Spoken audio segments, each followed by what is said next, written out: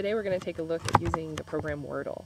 Wordle is an online program that takes text that has already been written and turns it kind of into a word cloud.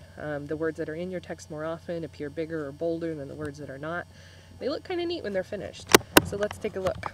If you go to wordle.net, this is the home page that you start at, and you're simply going to go to create your own.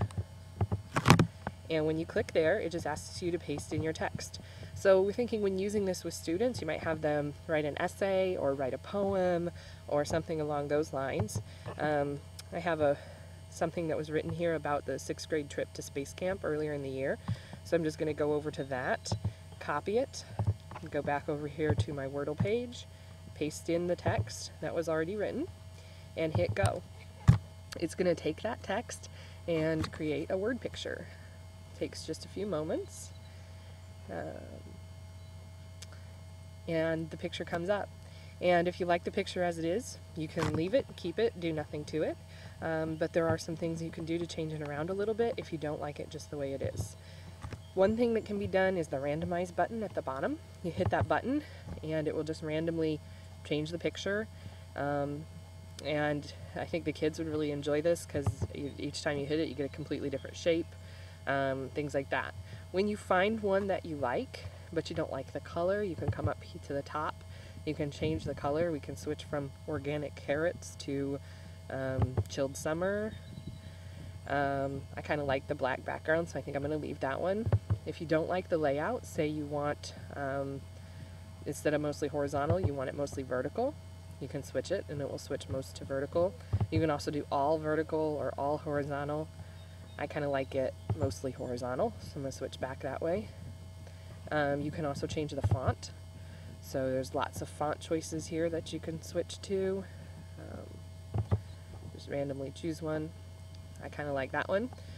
So I think that's the way I like it. That's the way I want to leave it. I have a couple options what to do with this when you finish. You can save it to the gallery. It just saves it to a public gallery out on Wordle. Depending on what your text is, though, that may not be the best to use with the kids. I know on this one I've got information about our school and it's got some of the kids' names on it, so I don't really want to save this one out to the public gallery.